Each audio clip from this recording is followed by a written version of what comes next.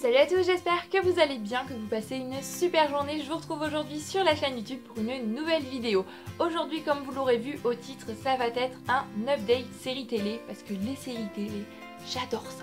C'est une de mes grandes passions, je pourrais en regarder tout le temps, j'ai toujours envie d'en regarder de nouvelles. Et je me suis dit que j'allais partager ça avec vous sur la chaîne. Après, ça a été le coup de savoir comment j'allais faire ça et pour l'instant j'ai choisi le format update, c'est-à-dire que je vais d'abord vous parler des séries que j'ai terminées il y a peu de temps, que ce soit parce que la nouvelle saison n'est pas encore sortie ou alors parce qu'elles sont terminées, j'ai vu tous les épisodes, voilà, c'est fini.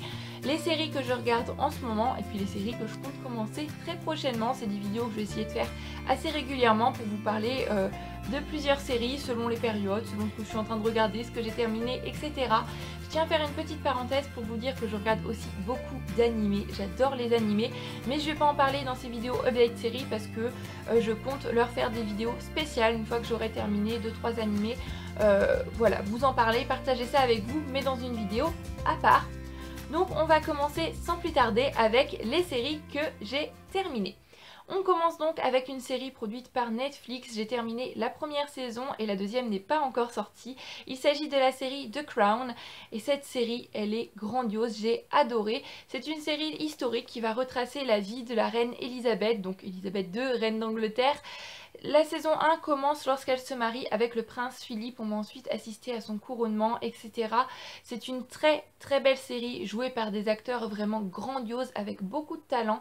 C'est très intéressant, il y a des décors super beaux, les costumes, les images, tout est tellement bien fait. On voit que tout a été réfléchi au millimètre, voilà chaque détail des plus infimes et c'est toujours un plaisir de regarder un épisode. En plus, il dure environ 1 heure, donc on se pose devant la télé, un plaid, un chocolat chaud, un épisode d'1 heure de The Crown, et bien je peux vous assurer que c'est un moment de pur bonheur. C'est vraiment une série de grande qualité que j'adore et j'attends impatiemment la saison 2, sachant qu'elle devrait sortir à la fin de l'année 2017, donc c'est pas pour tout de suite, hein, et bien ça va être très dur d'attendre et je suis déjà impatiente, surtout vu la manière dont se terminait la saison 1 et ce que nous promet la saison 2. Voilà, c'est très dur d'attendre parce que je sens que la saison 2 va être peut-être même encore mieux que la saison 1. Donc voilà, attendre la fin de l'année 2017. On passe à une autre série que j'ai terminée, mais cette fois-ci c'est une série qui est terminée. Voilà, il n'y a plus de nouveaux épisodes. Il s'agit de la série Private Practice qui est créée par Shonda Rhimes, donc qui a aussi créé la série télé Grey's Anatomy. Donc Private Practice c'est aussi une série télé médicale et c'est le genre de série que j'adore. Au niveau série, j'aime beaucoup l'historique, le médical et un petit peu le policier quand c'est pas trop gore. Mais cette série-là, je l'aime d'amour. C'était génial. En fait, c'est créé par Shonda Rhimes, comme je vous le disais, qui est la créatrice de Grey's Anatomy. Et dans Private Practice, on va retrouver le personnage d'Addison Montgomery, qui était la femme de Derek. Donc elle est partie de l'hôpital de Seattle et elle est partie s'installer à Los Angeles, où elle travaille à Oceanside. Donc c'est une clinique privée dans laquelle elle exerce le même métier, donc gynécologue spécialiste de la fertilité, aux côtés de sa meilleure amie Naomi, qui a la même spécialité, son mari Sam qui lui est médecin généraliste, on a aussi un pédiatre, une psychiatre, et c'est l'histoire de ce cabinet, les relations entre les médecins, voilà, les histoires d'amour, les décès, etc. Un petit peu la vie. Et aussi un petit côté médical, mais je trouve que c'est moins présent que dans Grey's Anatomy où là on a vraiment tout le côté chirurgie, etc. Là c'est plus centré sur la vie personnelle des personnages et j'ai tout simplement adoré. On a de super intrigues, c'est super addictif.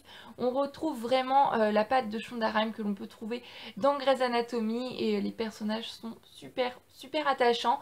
Je suis un petit peu triste que cette série soit finie, même si je trouve qu'elle s'est finie d'une belle manière.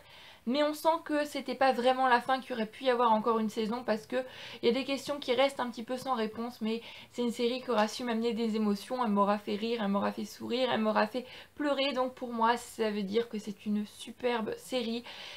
Et voilà, j'ai passé un très bon moment en la regardant. Si vous aimez les séries médicales, que vous ne connaissez pas celle-ci, eh bien je vous la recommande grandement parce qu'elle est vraiment très bien faite avec de très bons et très beaux, voilà, c'est important de le souligner quand même, acteurs et voilà, c'était top et j'ai passé un excellent moment.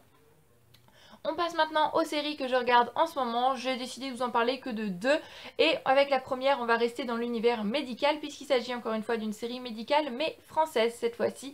Il s'agit de la série télé Nina dans laquelle on va suivre donc du coup le personnage de Nina qui cette fois-ci n'est pas médecin comme dans la plupart des séries médicales qu'on peut suivre où on a souvent des médecins, des chirurgiens, etc. Non, elle est infirmière et j'ai trouvé ça très intéressant.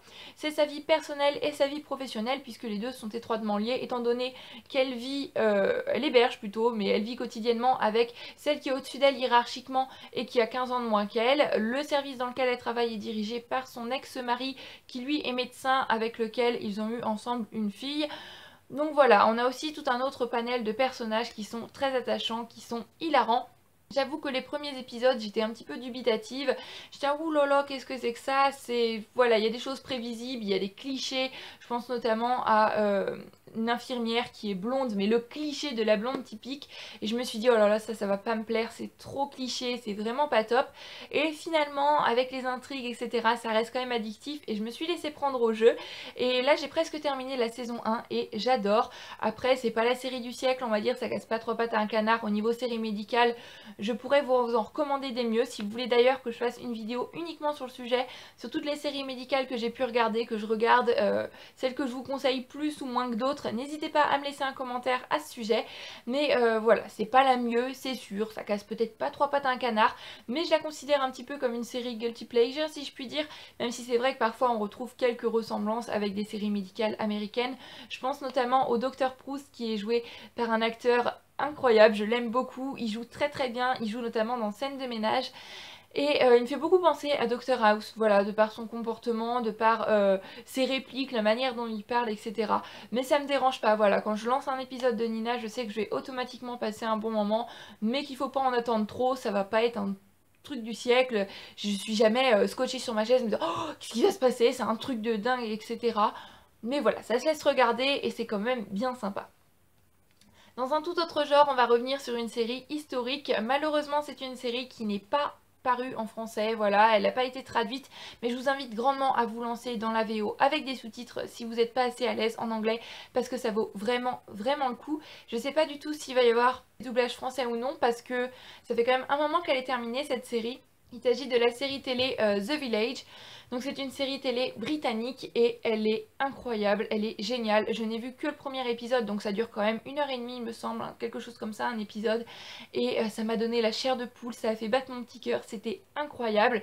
Donc dans The Village, on va suivre la vie de Bert qui est le plus vieil homme d'Angleterre et qui va retracer sa vie, qui va nous raconter son histoire. Donc le premier épisode, on est durant son enfance en 1914, donc 1914 vous en doutez bien, ça va être l'arrivée de la Première Guerre mondiale et l'histoire se déroule dans le village où il a grandi, donc c'est un petit village dans la campagne britannique et le genre de village où tout le monde est soudé, où tout le monde s'aide les uns les autres et tout le monde se connaît, c'est incroyable. Cette série c'est la vie tout simplement parce que on va avoir des mariages, on va avoir des décès, on va avoir des sourires, on va avoir de la bonne humeur, on va avoir des larmes. Rien que la fin du premier épisode, comme je vous le disais, ça m'a laissé la chair de poule. En plus on sent que c'est une série de très grande qualité, de par les costumes, de par les images, de par les dialogues. C'est un petit peu comme The Crown, on sent que les producteurs ont réfléchi aux moindres détails et regardez juste le trailer de la saison 1 ou alors la bande-annonce, même rien que le générique, vous allez ressentir un petit peu l'essence de la série et savoir si vous avez envie de vous lancer ou non. En tous les cas,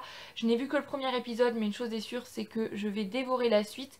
Enfin, j'essaye de pas être trop gourmande et de regarder les épisodes petit à petit parce que comme je sais que c'est une série terminée, je sais qu'une fois que j'aurai fini, ben, il n'y en aura plus, on pourra même pas attendre pour une suite, ce sera fini. Mais je pense que c'est un potentiel coup de cœur cette série là, donc voilà, je vous la recommande grandement. Au niveau série historique, pareil, si vous voulez une vidéo entièrement sur le sujet, n'hésitez pas à me laisser un commentaire. On va maintenant terminer avec les séries que je compte commencer très prochainement et aujourd'hui je vais vous parler que d'une série parce que c'est celle qui hante mes pensées en ce moment, je ne pense qu'à ça. Il s'agit d'une série encore une fois produite par Netflix, c'est Les désastreuses aventures des orphelins de Baudelaire.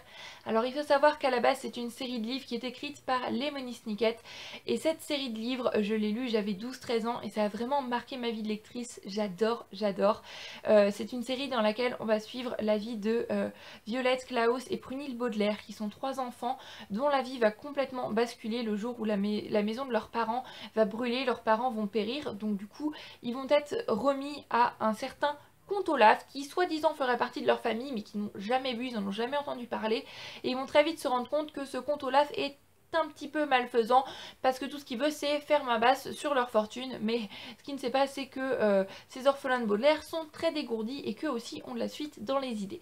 Voilà un petit peu pour le synopsis et cette série de livres je l'ai adoré. Il y a un film qui en a été fait il y a quelques années mais le film je ne l'avais absolument pas aimé. Je trouvais que ça représentait pas du tout l'atmosphère qu'il pouvait y avoir dans les livres. Ça prenait trop de tomes en un film qui dure 1h30, on abordait déjà 5-6 tomes à peu près. Et pour moi c'était bâclé, c'était... Voilà, j'ai été extrêmement déçue par le film, mais quand Netflix a dit qu'il reprenait la série télé, j'ai été aux anges, vraiment, j'étais super heureuse, parce que pour moi une série Netflix c'est une série de qualité. Toutes les séries qui ont été produites par Netflix que j'ai pu regarder pour le moment, c'est des séries que j'aime énormément, qui font partie de mes coups de cœur. Donc là je croise fort les doigts et rien qu'après avoir vu les nombreux trailers, la bande-annonce, le générique etc. je sens que ça va être un truc de fou, que ça va être génial. J'ai pu entendre déjà pas mal de très très bons avis de ceux qui ont pu déjà la voir. J'ai hâte de regarder les épisodes et du coup de vous en reparler dans une prochaine vidéo update. Donc voilà, j'en ai terminé pour cette petite vidéo update série télé. C'est la première fois que je fais ce genre de vidéo, donc je suis consciente que c'est un petit peu brouillon. En plus je suis toute excitée, toute impatiente, donc excusez-moi pour ça. J'espère vraiment que les prochaines fois seront mieux. En attendant la prochaine vidéo, je voudrais remercier toutes les personnes qui sont abonnées à la chaîne dernièrement. Ça me fait vraiment chaud au cœur. Donc toi, si tu regardes cette vidéo et que tu n'es pas abonné à la chaîne et que tu as envie de voir les prochaines vidéos, eh bien je t'invite à t'abonner, oui ça se dit, je t'invite à t'abonner à la chaîne. Et puis si tu ne veux louper aucune de mes prochaines vidéos, j'en profite pour faire la parenthèse, n'hésite pas à appuyer sur la petite cloche à côté du bouton s'abonner, parce qu'on ne sait pas trop ce que YouTube fait en ce moment, mais parfois on n'est pas averti des nouvelles vidéos qui sortent, donc ça pourrait être un petit peu dommage. Donc n'hésite pas à appuyer sur la cloche. En attendant la prochaine vidéo, pour ma part, je vous fais à tous plein de bisous. Je vous dis à très bientôt dans une prochaine vidéo. Prenez grand soin de vous. Bye bye. J'ai failli oublier. N'hésite pas à me laisser un petit commentaire pour me dire ce que toi tu regardes comme série télé en ce moment. Ça m'intéresse toujours de savoir ce que les autres regardent parce que on n'a jamais trop d'idées de série télé, n'est-ce pas?